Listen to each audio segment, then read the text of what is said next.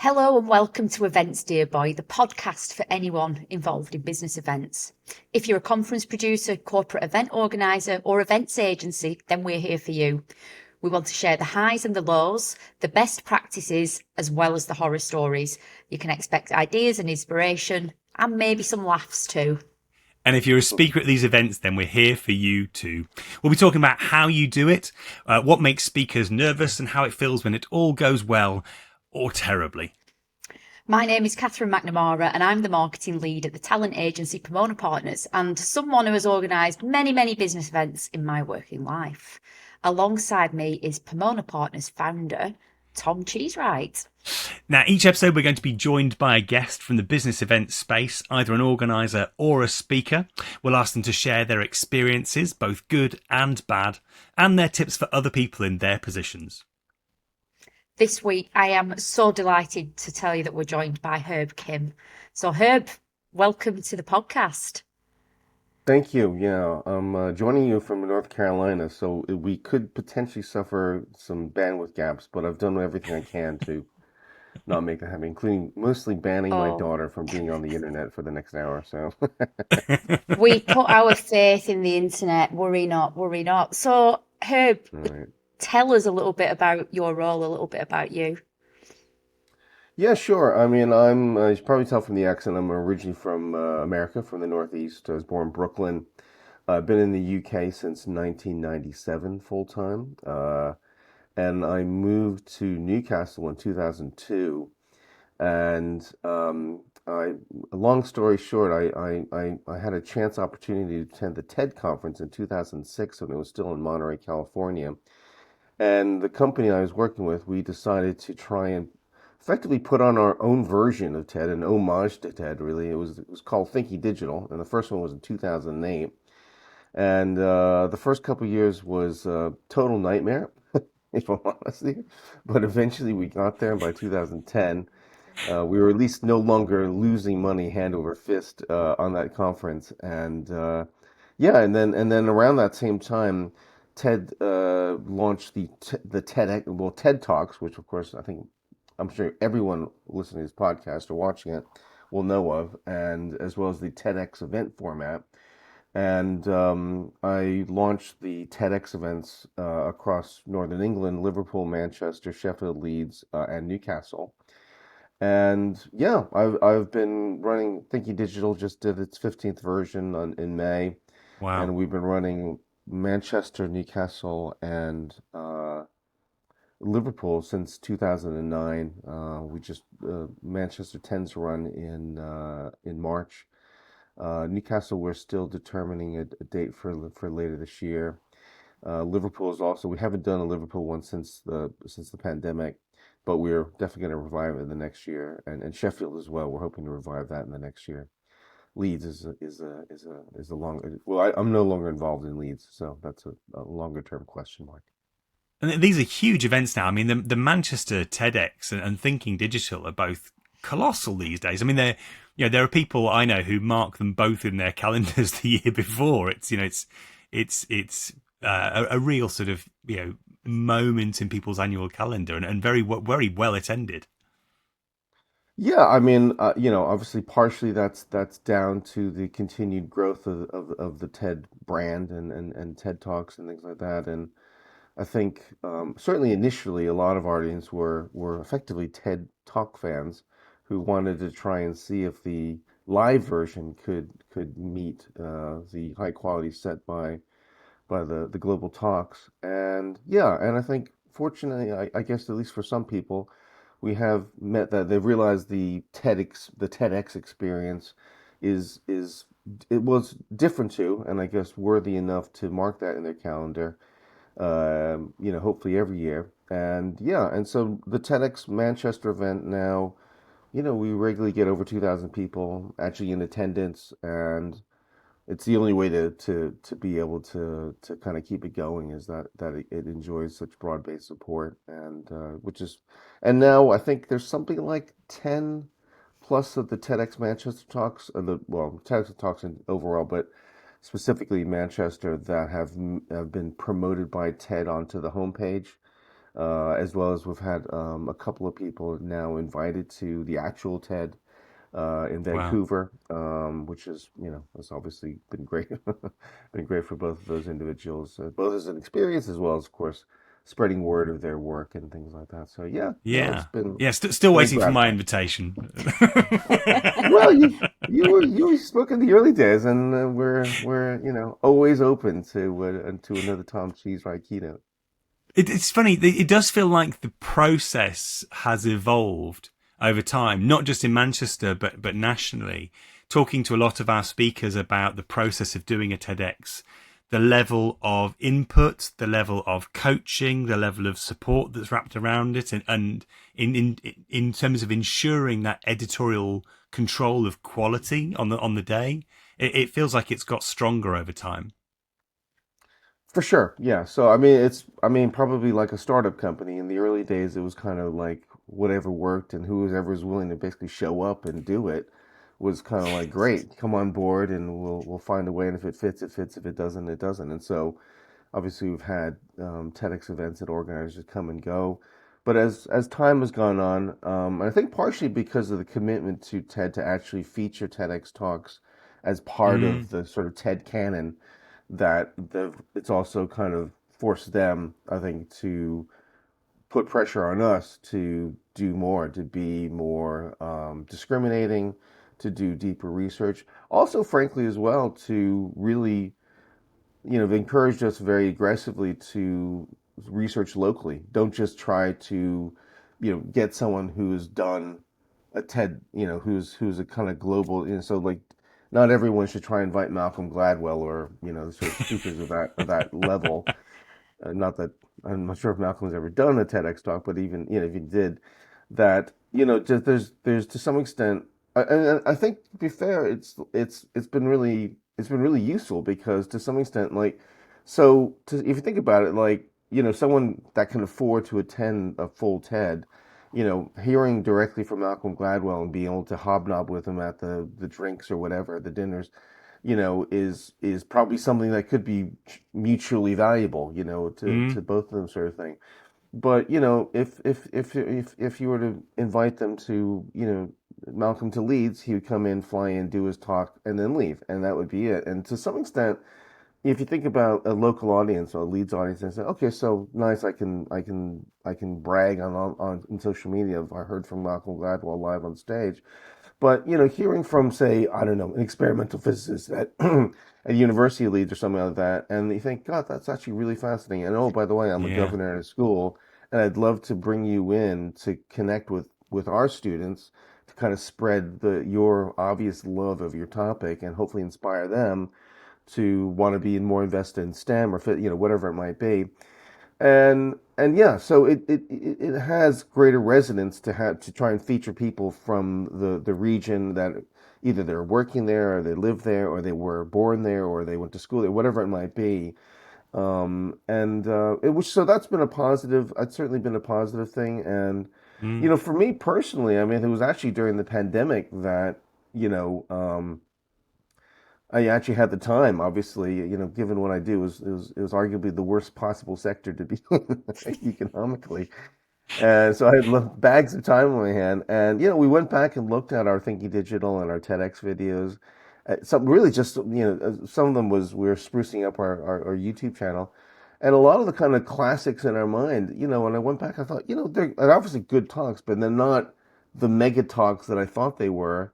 Partially, I guess, because at this point we'd been doing it for 10 years, and we'd kind of, we've picked up some knowledge about what makes a great talk, mm, and so that was really at that point that we flipped the switch to kind of say we're going to get a lot more involved in the talks. It's to some extent we were to some extent almost approaching it almost as a business. And you think about what a business does is that it seeks to do an economically viable activity, but to try and do it every year a little bit more efficiently, a little bit more effective. But effectively, how little can you put into this thing to still make it decent, right? yeah. And but we're not a business, right? And that's not why I do this, right? As we all know, there are far easier and ways of making a living than being involved in events. And luckily, my side consulting business is really what keeps me going. And like, um, the reason we do these things is to try and make these hopefully life-changing talks for the speaker and the audience, right? Because the speaker themselves is, I mean, a lot of times there's a sense of they just kind of rock up there, they kind of give their talk, but there's a chance really for them to not do that, and even to take a talk they've done 100 times and make it better, Mm. and part of that is the TED discipline because of the fact that most people, if you're truly a keynote person, you're getting between 30, 45, even an hour to kind of wax lyrical for that whole period of time. So there's no need to cut and to fit it into a much tighter format. And yeah, so I think that's been part of it well. But yes, anyway, so I think you're absolutely right that overall, that certainly in the TEDx organizer space, the bar has consistently, particularly I'd say in the last, say 5 to 7 years, there's been both pressure, in from TED, as well as I think the organizers themselves is because I think part of it, especially the big ones, like, so it's like you get to 2,000 people, and so what's the goal then? To get to Mm. 3,000, or it's like, I mean, I guess, yeah, if I could fill a stadium, I guess that would be cool. But I know from an audience perspective that that's actually not going to be a better experience, right? And that's, No. again, that's not why we do these things. We're not trying to compete with Manchester United here, right? So, and then you kind of go, oh, well, the reason people come to these things is not to be with 2,000 random people that happen to like, lectures online sort of thing. It's hopefully to have, an experience that really Mm. informs them, educates them, hopefully inspires them to improve themselves or whatever. And I think, I mean, ultimately, I think that's, for me, what I've learned from this format is that, I think many people, maybe most people listening to this podcast will have heard the expression a growth mindset or a learning Mm. mindset, right? And if you invest some time in that, it's Carol Dweck, I think, is the psychologist who popularized that term. And I think she's based in Stanford, has 30 years in development psychology, and someone totally worth investing in because actually the concepts are actually pretty simple. This isn't experimental physics. This is kind of Yeah. life learning that I think anyone can access. But the one, I'd say, one knock on that is that she doesn't give you much education as how you achieve that, right? She does give you advice on how you help your children achieve it, right? By emphasizing effort, over achievement, because the one of the problems with with a growth mindset is someone shows promise early on, like say they're really good at math, and then they you say, oh my God, you're a math wizard, right? At age 8, suddenly they have this reputation to defend, right? Oh my God, I'm the math wizard. This is my brand, right? And anyways, not to divert too. Anyway, but I think Yeah, that never that's a never my brand. I don't know about yours, but no. It So, wasn't Herb, yeah. what obviously there's been you've retained a freshness to this, and that's why there's been success and why it keeps, the ongoing success is there. But, looking at the spectrum of love and hate, what do you love most about what you do and Okay. kind of your Cool. involvement? And then Cool. conversely, Yeah. what do you put off? What is the stuff that you're like, no, somebody else can have would that you all day delegate as long? fast as possible? Sure. So so actually, just finishing my last point, which connects with the love part of this, is that, that, I mean, obviously, if there's a particularly amazing talk, then great. That's always wonderful to have from, especially if it's from a well-known person. But I think the net effect of all these 15-minute talks, spread over, hours, almost an entire day. I think really what it does is that I think it actually does actually genuinely bring people into what you could call a growth mindset, where the you're pulled away because then life naturally, you probably right now thinking about all the things that you need to be doing this moment or next hour, or God, I wish her would hurry up and make his point so I can move on to the next task, right? Because that's just life. Like life naturally, whether it's your job or other responsibilities you might have, or your children, or your parents, or that someone's always trying to pull you in to fix this problem, and that's entirely appropriate because in order to execute well, to aspire to perfection, oftentimes it does come down to little tiny details that command a massive amount of your attention, sort of thing, right? But you also do need something to pull you out of that occasionally, right? To give you some perspective about, okay, well, could we, instead of me just running on this treadmill forever till I die, right? Could I maybe do something differently? Could I make this treadmill more pleasant? Maybe this treadmill is maybe this is the wrong rank exercise. Maybe I should be going over to bicycles, not to extend this exercise metaphor, but and I think that's I think when you kind of put people into that kind of openness to new ideas, into inspiring them to want to learn, because I would also argue that learning new things is actually inherently joyful as well. Maybe not for everyone, but certainly for the people who to attend these sorts of things. But then you also make people more open to other people as well, and that's part of what Mm. makes, I think, these events work, is like, because like a traditional conference, if you were, I mean, I'm not sure what a traditional conference would be, but if you're going to a marketing conference, some people have annual associations where you go partially because you kind of know you're going to see 10 to Yeah, it's a 15 people networking that you gig. already. Exactly, right. But if you're going to an event where you more or less going to people, you think about TED, I mean, there's a growing number of people that are going, but the vast majority of people are oftentimes going for the first time, or they're going alone, sort of thing. I think it's that ability to go coffee and then speak to people that are total strangers and say, wow, that talk about super communication. We had Charles Duhigg earlier this year, was just insane. Or that person was a very good speaker, but I completely disagree with everything they said. And that can be super valuable. Anyways, so that to me is the joy end of it, which is around producing the experience. And I think that's the reason people come, because you think about this idea. I mean, I've been doing this for 15 plus years. 15 years ago, I said, "Oh, I'm going to be able to fill a room in Manchester with 2,000 people who are going to give." I mean, coming to see an event that I'm emceeing, I'm comparing, to give up their Saturday, and pay for the privilege to sit and listen to 12 random people, the vast majority they've never heard of before. You just said absolutely insane. Like, that is a guaranteed flop, and I can't wait to see you make an absolute fool of yourself. And the fact that that's happened in places that maybe you wouldn't have thought would support this kind of stuff, I think is part of it. And so you do have to explain. I mean, if we were having Bill Gates and you know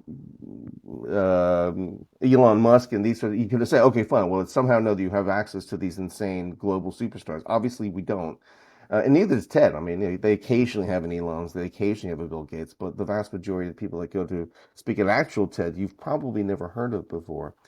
And Mm. so you do something. Anyway, so that's the positive end. I That's mean, the at bit a you personal, love. What the bit you that's the hate? that's yeah that's the love end. Just adding to the love end for me in the last 5 years in particular has been working with the speakers.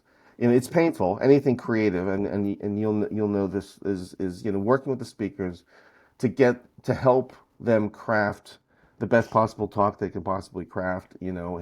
has been a personal joy, although also personal pain, because that's challenging, because it's not a if it was a formula, we'd all be doing it, but it's obviously not a formula.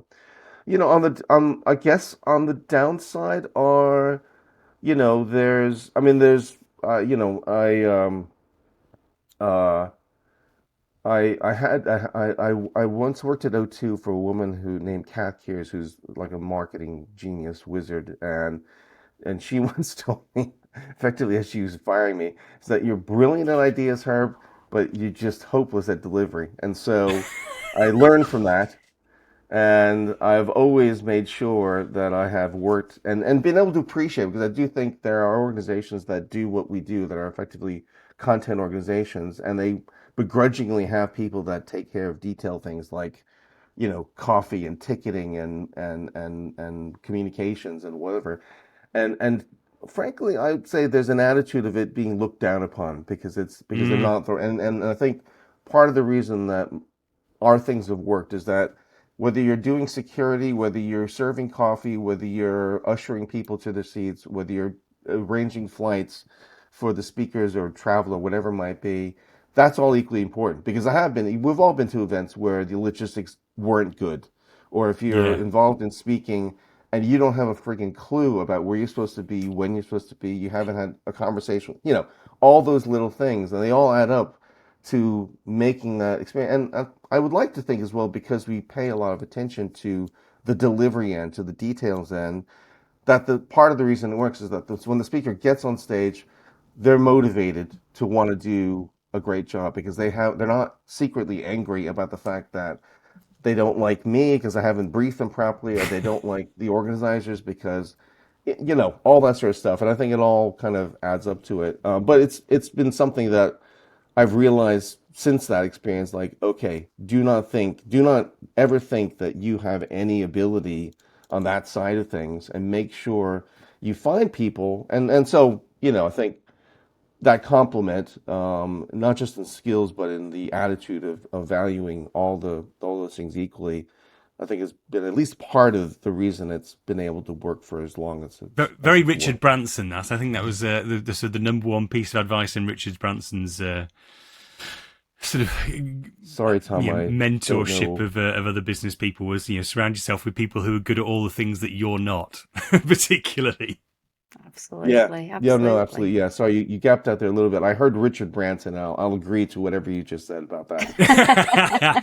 In spite of the brilliant people around you, have there been Yeah. any sort of disasters in either Thinking Digital or any of the TED events that of the last few years?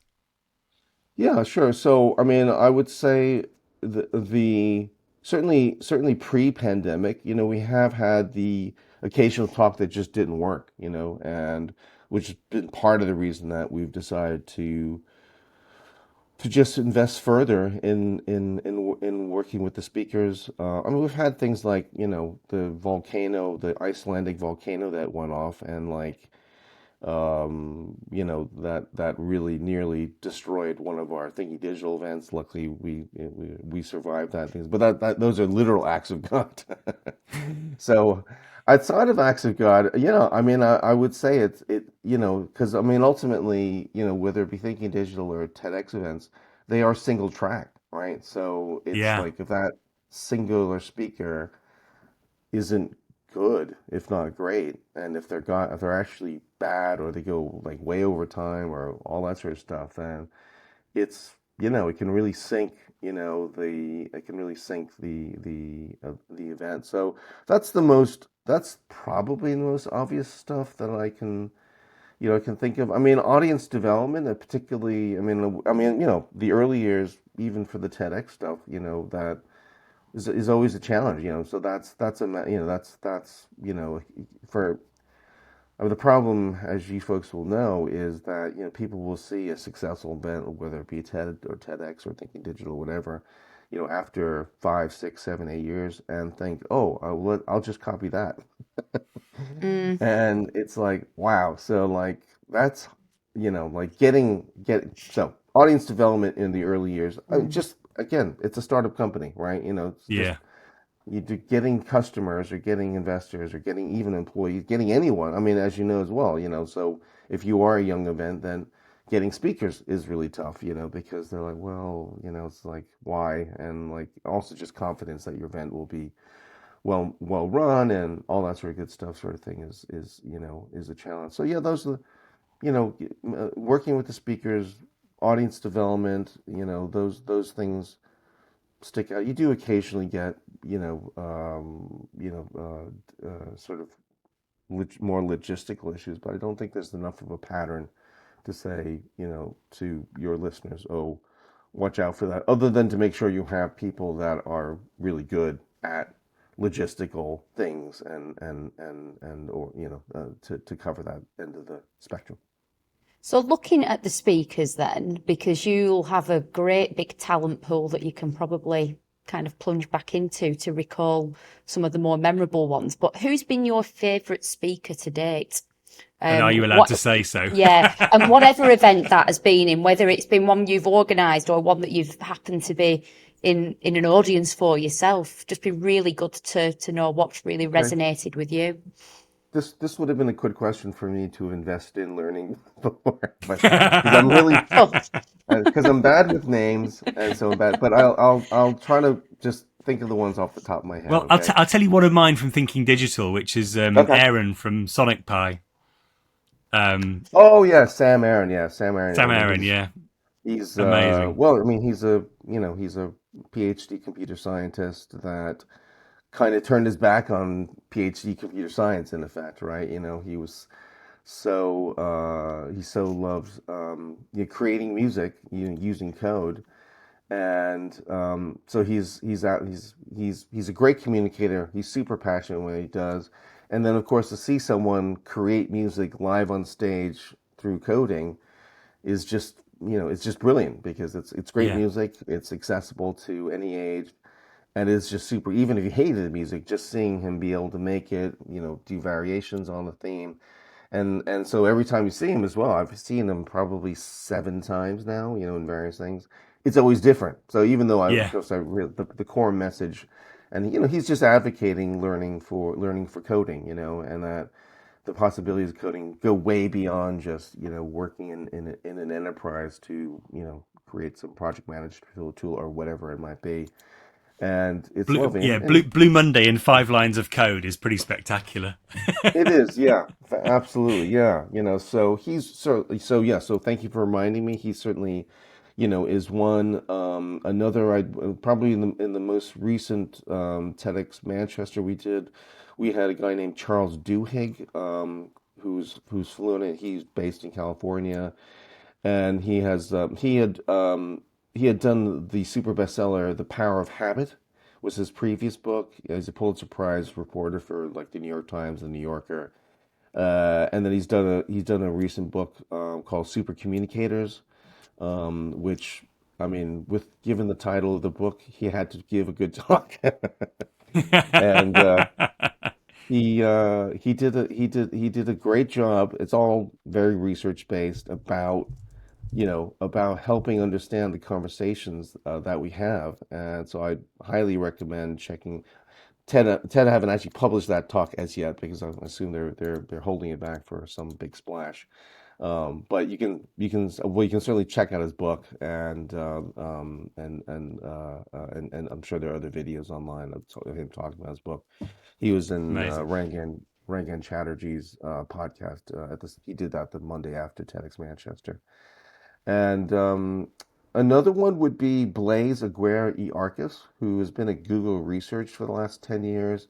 He led a team of like 600 researchers at Google, Wow. all basically on AI. He came to Thinking Digital in 2014, and he had so much stuff he actually gave him 2 lectures. We were a 2-day conference at that time. We've done that in one day since then, and not because of Blaze, to be fair. And he basically, all the stuff that we're talking about now about AI, he predicted back then, and that was one talk was just to make the case, him as a former AI skeptic, saying actually now that I've invested a lot of time and worked with a lot of people here, AI is going to happen within our lifetimes, and which that was a big claim in 2014. And you're talking about general AI, not just narrow AI. Wow.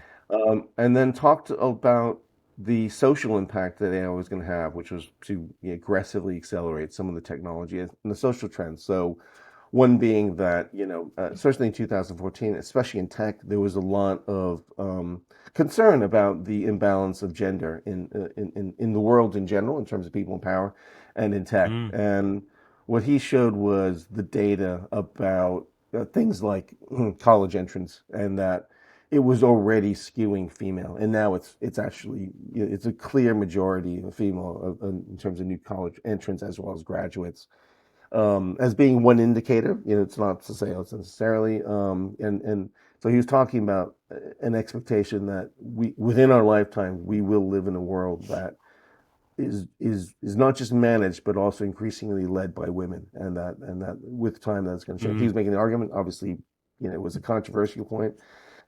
He talked a lot about the fact that he felt that there's been a traditional war between capital and labor over time. Obviously people create things that put ditch diggers out of work or whoever, and traditionally technology has ended the jobs of, I guess, traditionally blue collar workers, robots and auto factories and things like that. Obviously, generally speaking, people have rebounded and moved up the value chain. And he said what he predicted was that AI was going to really end white collar jobs for the first time in mass. Mm. Accountants, doctors, surgeons, lawyers. All the traditionally protected, white collars, right, that they were within a certain, again, within our lifetimes. Those they weren't just going to be like, oh, now computers can do this and you're going to do that. That they were going to be largely ended, and based on that, you know, as a precursor, that he talked about UBI, universal basic income, is something that we would have to move to, Yeah. and that Mm. and so, anyways, not to go too far into this, but he brought up a lot of really provocative ideas that today, of course, many people have heard of UBI. Obviously, many people have heard, obviously, about generative AI, and the debate is white hot right now about what the future holds, about Yeah. the future of Yeah. work and all this sort of stuff. So yeah. So those are a So, few. I mean, yeah. Sorry, go ahead. I was going to say, so I mean, you've kind of given us some insights into some speakers there, and there's a commonality there in terms of that holding of interest and just that, and also I think some of the diversity in terms of, like you said, they're not necessarily big names, but they've got such unbelievable insights. What tips do you give to your speakers? What if you could impart some advice, what tips would you give to speakers going into events that would really stand them in good stead? Okay. Well, I think that the main thing, and this has changed partially because of TED. But certainly, like when we started this thing, the basic problem was that people seeing presentations as an opportunity to effectively download as many facts, to bombard you with as many as like a knowledge transfer exercise, right? And so that's one thing. The other thing, especially with more corporate speakers, is they always present everything with everything is wonderful. Okay, we're wonderful. Our technology It's is like the Lego wonderful. song. Everything is Yeah, awesome. everything is awesome. We have this positive impact on society and all this sort of stuff, right? And like so, but you know, the format that changed my personal presentation life was this idea about using storytelling, and in particular, three-part story structure. I won't go into too much here, but just you can just Google it, but most of the major movies in our lives, and it's telling a story means at some point you have to introduce conflict or problems that you solve, and sometimes, depending on how honest you're being, it's a problem you caused for yourself, or it's a problem that that visits upon you, sort of thing. And then the rest of the presentation is then talking about how you went and fixed that, right, and resolve that tension in your life. Um, the reason that's important is that because, I mean, another thing that we sort of tell people is that, well, especially in our format, because again, I mean, if you're at a professional conference where everyone kind of already knows each other, then there isn't a need to kind of like talk about your story per se, oftentimes, right? Mm. But Yeah. our kind of conferences, effectively, we have especially for the TEDx stuff, you have a room full of strangers listening to a stage full of strangers, right? And so what I tell folks in that context is that before anyone's going to buy into anything that you say, they have to buy into you first, right? Now there are relative minority people that have this likability thing, right? And they get up on stage and just people just instantly love them, right? Obviously, that's not most people, and in fact, I would count myself as someone that's the other way. I like to joke about having, well, I can't say this, but basically a kind of resting bitch face, if you will, and so, talking, but even if you were charming, that talking a little bit to some extent, effectively, a story also helps establish why you're here on stage, right? It's like, how did you Yeah. get here, right? Like, and that could be about the experience you've had, why you're passionate about the topic that you're about to speak on, and things like that. And then once you've done that and people have bought into you, how have you done that? And again, the storytelling thing is a generic tip. It doesn't apply equally to everyone, sort of thing. If you're a Mm. startup, or if you've got a story, then great, tell it. And I mentioned startups only because startups typically have this kind of origin story and about horrible things that happen to them on the way to being a startup, and all that sort of stuff. Um, you know, um, but yeah, once you and the classic problem, and this will include people that personally. I'm certainly, Tom, you'll know this person. I won't obviously name names. but they were just oftentimes they're so keen to like start effectively mansplaining. That's a word that I'll use to them if they're a man, obviously. Actually, with women as well.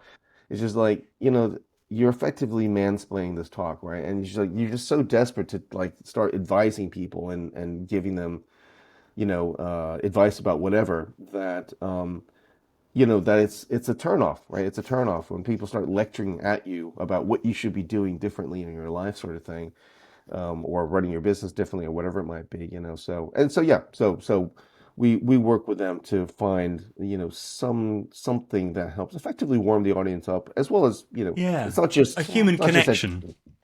Exactly. It's connecting with your audience and giving them a reason to want to listen to you, and then open them up for whatever advice you want to give them. It's typically, and I'd say it's typically like probably at least, well, I mean, depends on the situation, but oftentimes it'll be like three-quarter story, and then the last few slides are the actual, wisdom that's The being meat. imparted, sort of thing. Yeah, yeah, yeah. Goodness. Well, listen, Herb, I think that's a really great place to wrap this up. And thank you so much for coming on. That's been really, really insightful. And thank you too for listening and watching. We hope you enjoyed this. And if you did, please leave us a review, like and subscribe. And most importantly, share the podcast with your colleagues and peers, whether they're fellow speakers or event organisers. And we'll be back soon with another episode. Thank you. Thanks a lot. Thank Bye you for you bye. both. Thank you. Bye.